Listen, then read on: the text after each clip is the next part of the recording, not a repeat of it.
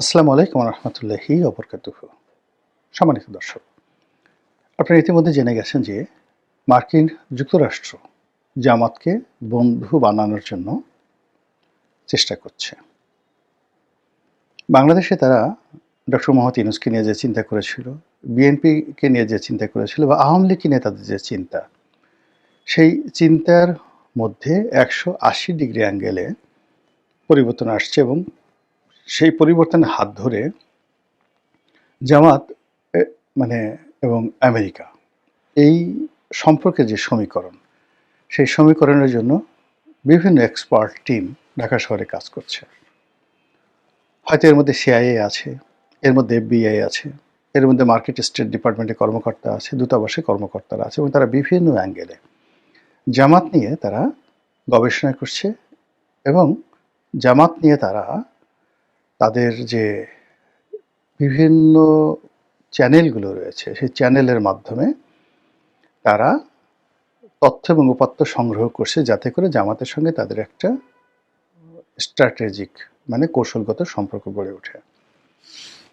আপনারা যারা মার্কিন পররাষ্ট্রনীতি সম্পর্কে পড়াশোনা করেছেন কিংবা মার্কিন যুক্তরাষ্ট্রের কাজকর্ম সম্পর্কে আপনারা জানেন, তারা খুব ভালো করে জানেন যে এই রাষ্ট্রটির যে রাষ্ট্র ব্যবস্থা, সেখানে কারোর সঙ্গে বন্ধুত্ব করার আগে, সম্পর্ক করার আগে তার ১৪ গোষ্ঠীর খোঁজখবর তারা নেয়।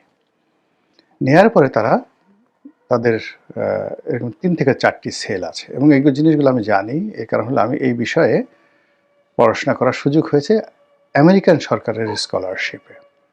তাদের লোকাল গভর্নমেন্ট নিয়ে, তাদের ডিপ্লোম্যাসি নিয়ে, তাদের ইন্টারন্যাশনাল অ্যাফেয়ার্স নিয়ে। তো কাজে এই বিষয়গুলো আমি যেভাবে বলছি, যেভাবে ওদের কাছে দেখেছি, সেটি হলো ধরুন তারা জামাতের সম্পর্কে জানতে চায়, বন্ধুত্ব করতে চায়, জামাতকে নিয়ে ভালো কিছু চিন্তাভাবনা তারা করতে চায়। তো সেক্ষেত্রে তারা কি করবে, বাংলাদেশে যারা জামাতের পক্ষে লোক আছে তাদের কাছ থেকে তথ্য নেবে, উপাত্ত নেবে এবং তাদের চিন্তা চেতনা, অভ্যাস, খাদ্যাভ্যাস ইত্যাদি তারা দেখবে। এই গেল একটা গ্রুপ। এরপর হলো জামাতের যারা বিরুদ্ধ গ্রুপ আছে, প্রতিপক্ষ, তারা। এরপর সমাজের যারা বিভিন্ন শ্রেণী পেশার মানুষ আছে, তাদের সঙ্গে তারা মিশবে। মেশার পরে তারা ভিন্ন ভিন্ন অ্যাঙ্গেল থেকে, যেমন দেখা গেল যে এই যে ৪ জন নারী সাংবাদিকের সঙ্গে যে কর্মকর্তারা বৈঠক করেছেন, তো এই নারী সাংবাদিকদের মধ্যে একজনকে তো আমি জানি তিনি জামাত বিদ্বেষী লোক। জামাতও তাকে পছন্দ করে না, সেও জামাত পছন্দ করে না, যাকে বলা হয় বিএনপি। তো সে জামাত সম্পর্কে কি বলে, অন্য নারীরা কি বলে, এবং তারা এই যে তাদেরকে ডেকে নেওয়া হয়ে গেছে, ডেকে নেওয়ার পরে তারা যে গোপন কথাগুলো শুনেছে যে আমার সম্পর্কে, ওটা তারা সহ্য করতে পারেনি, ফলে ওটা তারা প্রকাশ করার জন্য, বিভিন্ন মানুষকে জানানোর জন্য তারা পাগল হয়ে গেছিল। এবং এটাই হলো যাকে বলা হয় আমেরিকার গবেষণার একটা যাকে বলা হয় পদ্ধতি। তো এর মাধ্যমে ওই মহিলা সাংবাদিক বা অন্যান্য যারা আছেন, তার সঙ্গে যারা ছিলেন, তারা হয়তো বুঝতে পারেননি। তো এই যে তারা যে অধৈর্য হয়ে যাবে, তারা যে এই তথ্যটা ফাঁস করে দিবে এবং এরকম একটা ঘটনা ঘটাবে, এটা ধর্তব্যের মধ্যে রেখে তারা এই তথ্যগুলো বলেছে। ইট মিনস জামাতের যারা প্রতিপক্ষ তারা জামাতকে ভীষণভাবে ভয় করে। জামাতের যারা প্রতিপক্ষ তারা জামাতের নাম শুনলে তাদের শরীর রিরি করে ওঠে, পাগল হয়ে যায়। এই জিনিসটি আমেরিকা বোঝার চেষ্টা করলো। সেকেন্ড থিং হলো, এই গ্রুপটা কিন্তু আবার জামাতকে যারা পছন্দ করে তাদের সাথে বৈঠক করবে না, এরা এদের রিপোর্ট স্টেট ডিপার্টমেন্টে পাঠাবে। এভাবে অ্যাটলিস্ট 7 থেকে 8টি সেক্টর ভাগ করে তারা একটি জাতি বা একটা গোষ্ঠীকে কখনো ব্ল্যাক লিস্টেড করে বা কখনো গ্রিন মার্ক দেয়। তো যেহেতু জামাতের সঙ্গে তারা একটা সম্পর্ক স্থাপন করতে চাচ্ছে এবং এটা তারা শুরু করেছে সেই 2009-10 সন থেকে, জামাতও শুরু করেছে, আমেরিকাও শুরু করেছে এবং এটা এখন চূড়ান্ত পর্যায়ে, এবং এই চূড়ান্ত পর্যায়ের এই সম্পর্ক স্থাপন করার জন্য আমেরিকা কাজ করে যাচ্ছে। তো সেই কাজের ধরন এবং প্রকৃতি আপনারা দেখেছেন। এবং এই নির্বাচনের এই সময়টিতে, হঠাৎ করে এই সময়টিতে আমেরিকান সরকার যে তোড়জোড় করছে জামাতের সাথে সম্পর্ক স্থাপন করার জন্য, এর অনেকগুলো কারণ আছে। এর প্রথম কারণ হলো যে কৌশলগতভাবে আমেরিকার সঙ্গে বিএনপির ওইরকম সম্পর্ক স্থাপন হয়েছে, এটা বোঝা যাচ্ছে না। বিএনপির সঙ্গে কানাডার এবং আমেরিকার সম্পর্ক সেই ২০০১ সন থেকেই খারাপ। তো সেই সম্পর্ক উন্নয়নের জন্য বিভিন্ন সময় বিএনপি হয়তো চেষ্টা করেছে, কিন্তু তাদের চেষ্টা বেশিরভাগ ক্ষেত্রে রাষ্ট্রদূত পর্যায়ে রয়ে গেছে। আর আমেরিকার স্টেট ডিপার্টমেন্টের এই বাংলাদেশ ডেস্ক পর্যন্ত ছিল, আর হোয়াইট হাউজের যে প্রেস উইং সেখানে গিয়ে মুশফিক ফজল আনসারীর মাধ্যমে প্রশ্ন করা এবং আওয়ামী বিরোধী প্রশ্ন করা এবং উত্তর পাওয়া, এর মধ্যেই তারা তাদের স্যাটিসফ্যাকশনটা রেখেছিল। কিন্তু জামাত সেটা করেনি। জামাত সেখানে শক্তিশালী লবিস্ট নিয়োগ করেছে, তাদের লোকজন অনবরত সেখানে কাজ করেছে এবং মার্কিন চাহিদা অনুযায়ী, মার্কিন যুক্তরাষ্ট্র যা চায় সে অনুযায়ী জামাত তার শ্রেণী চরিত্র পরিবর্তন করেছে।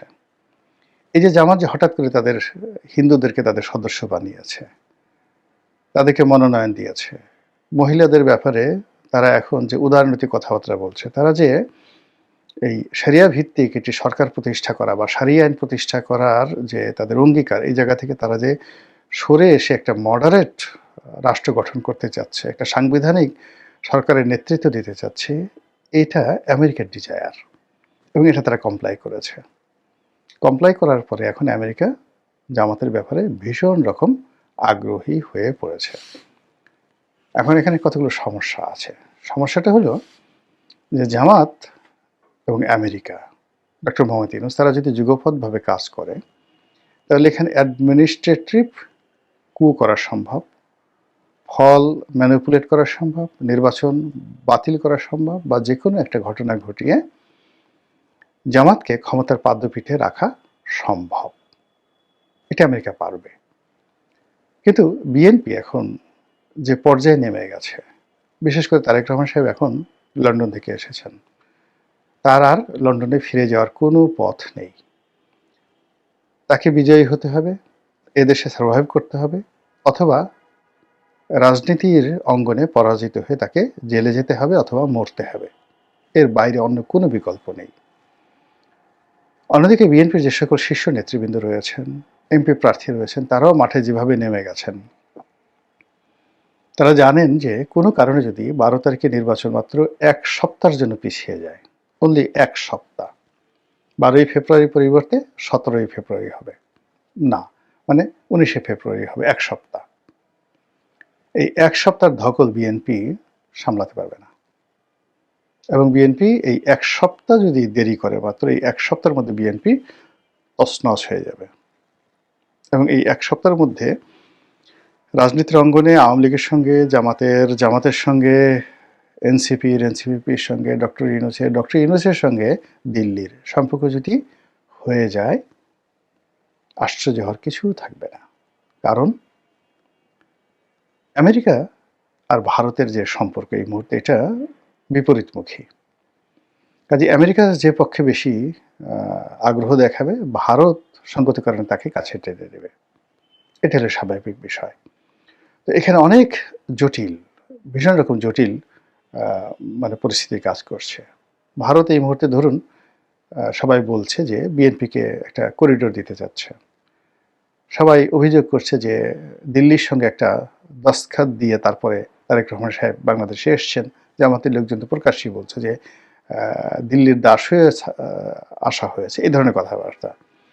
কিন্তু বিদেশি রাষ্ট্রগুলো যে কাজটি করে সেটা হলো একটা নির্দিষ্ট সময় পর্যন্ত আপনার মাথার উপর বা পিঠের উপর হাত বুলিয়ে রাখবে, তারপর সেই হাত তারা উঠিয়ে নিয়ে যাবে। দিল্লিও একই অবস্থা। দিল্লি যখন দেখবে যে বিএনপি আর পারছে না, তো কাজেই বিএনপি, দিল্লি, আওয়ামী লীগ যে সমীকরণটি এখন যদি দিল্লি করে থাকে এবং তাদের মাথায় সে চিন্তা এসে থাকে, সেই জায়গা থেকে তারা সরে যাবে। সেই জায়গা থেকে তারা সরে গিয়ে তখন তারা চিন্তা করবে যে ঠিক আছে, জামাত, এনসিপি আর ডক্টর মোহাম্মদ ইউনূস, এদের সাথে সম্পর্ক স্থাপন করতে হবে। এর কারণ হলো এই ইলেকশনের মানে যে সময়, এই সময়টিকে তারা একটা টাইম ফ্রেম ধরে তারা কিন্তু অনেক কিছু স্যাক্রিফাইস করেছে দিল্লি, এবং এই কাজ করতে গিয়ে তাদের কোমর ব্যথা হয়ে গেছে। কিন্তু সুদীর্ঘ সময় তারা সেই কাজটি করবে না। এখন এই যে একটা জটিল সমীকরণ ইলেকশনকে কেন্দ্র করে, সেই সমীকরণটি যদি কোনো কারণে ভেস্তে যায়, তাহলে বিএনপি কি বসে থাকবে? তারা কি আঙ্গুল চুষবে? প্রশ্নই আসে না। আপনি দেখুন যে একটা রাজনৈতিক দল, আমরা হয়তো ইন্ডিপেন্ডেন্টলি এককভাবে নিজেকে অনেক পণ্ডিত মনে করি এবং আমরা বুঝি যে এটা বোধহয় তারেক রহমান সাহেব বুঝেন না, এটা বোধহয় জামাতের আমির সাহেব বুঝেন না।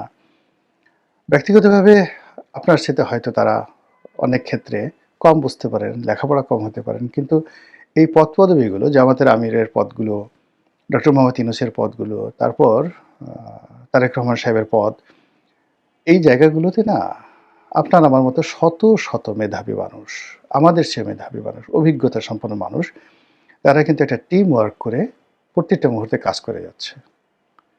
ফলে বিএনপির যারা লোকজন আছে তারা খুব ভালো করে জানেন যে কী করে তারেক রহমান সাহেবকে জনপ্রিয় করতে হবে, কী করে তারেক রহমান সাহেবের বক্তব্যের তথ্যপত্র দিতে হবে, তার ড্রেস কোড থেকে শুরু করে সব কিছু বিএনপির লোক যেভাবে করছে, আবার জামাতের আমিরকেও নিয়ে কিন্তু জামাতের লোকজন কিন্তু সেই কাজ প্রতিটা মুহূর্তেই করছে এই সময়টিতে। তো সেক্ষেত্রে এই যে America all on a sudden যেভাবে জামাতপ্রেমী হয়ে গেছে, এবং এই জামাতপ্রেমী হওয়ার কারণে ভোটারদের মধ্যে ইতিমধ্যেই কিন্তু এই গত ৪-৫ দিনে যে কথাবার্তা হচ্ছে, আলোচনা হচ্ছে, জামাত ক্ষমতায় আসতে পারবে, আমেরিকা সাহায্য করবে, জামাত সরকার গঠন করবে, এই কথাগুলো যে ৪-৫ দিন ধরে যত ব্যাপকভাবে আলোচনা হচ্ছে, এটা কিন্তু ১৫ দিন আগে কল্পনাই করা যেত না। বিশেষ করে তারেক রহমান সাহেব যখন এলেন তখন তো মনে হলো জামাত আর নেই, জামাত শেষ। কিন্তু হঠাৎ করে এই যে জামাত ঘুরে দাঁড়ালো, এখন জামাতের আমির সাহেব ঘুরে বেড়াচ্ছেন, তার লোকজন মানে প্রত্যেকটা মঞ্চে তারেক রহমান সাহেব যেভাবে চমকিত করার চেষ্টা করছেন, জামাতও সেই ঠিক একই কাজ করে যাচ্ছেন। কিন্তু আন্তর্জাতিক অঙ্গনে হঠাৎ করে এই যে আমেরিকার সমর্থন, এবং সেই সমর্থনটা কতটা দৃঢ় এবং কতটা সুদূর প্রসারী এবং কতটা অ্যারোগ্যান্ট, এটি বোঝা যায় যে জামাতের সঙ্গে আমেরিকার যে সম্পর্ক, এটি নিয়ে জামাতের লোকজন তার বাইরে বাইরে বিভিন্ন গ্রুপের সাথে আমেরিকার কর্তা ব্যক্তিরা, দূতাবাসের কর্তা ব্যক্তিরা সিরিজ বৈঠক করছেন। আবার সেই বৈঠকের খবরাখবর অডিও ফাঁস হয়ে যাচ্ছে এবং সেগুলো আমেরিকার প্রভাবশালী পত্রপত্রিকায় ছাপা হচ্ছে। ফলে এই ধরনের ঘটনা বিএনপির জন্য রীতিমতো চপেটাঘাত, এবং তারা জানে যে এই মুহূর্তে রাতারাতি ইচ্ছা করলে তারা আমেরিকার এই গুড বুকে তারা যেতে পারবে না, এবং তাদের যে ইন্টারন্যাশনাল কানেক্টিভিটি আছে, সেটা ধরুন চীনের সঙ্গে তাদের যে সম্পর্ক আছে, এটার উপর তারা নির্ভর করতে পারছে না। এর কারণ হলো চীন আওয়ামী লীগের সঙ্গে যোগাযোগ করছে, চীন জামাতের সঙ্গে যোগাযোগ করছে। অন্যদিকে ভারত যেটা আছে, তারাও আওয়ামী লীগকে রেখে তারপরে যদি দরকার হয় বিএনপিকে ছাড় দিবে, কিন্তু বিএনপি যদি ফেল করে তাহলে তারা জামাতকে তুলে নেবে। আর জামাত এটা গ্রহণ করার জন্য ১০ পায়ে দাঁড়িয়ে আছে। কাজেই আপনি বোঝার চেষ্টা করুন যে রাজনীতি কিন্তু ক্ষণে ক্ষণে পাল্টাচ্ছে। নির্বাচন আমরা দেখছি, এটি দৃশ্যমান দিনের আলো, কিন্তু দিনের পর তো রাত আসে। আগামী এই ১২ তারিখের মধ্যে যে কয়টি দিন আসবে সে কয়টি রাত আসবে। ফলে দিনে আমরা যে দৃশ্যগুলো দেখব প্রকাশ্য দিবা আলোকে, তার অন্তরালে রাতের অন্ধকারে যে কি ঘটে যায়, এটি একমাত্র আল্লাহ রাব্বুল আলামিন ছাড়া আর কেউ বলতে পারবেন না। আসসালামু আলাইকুম ওয়া রাহমাতুল্লাহি ওয়া বারাকাতুহু।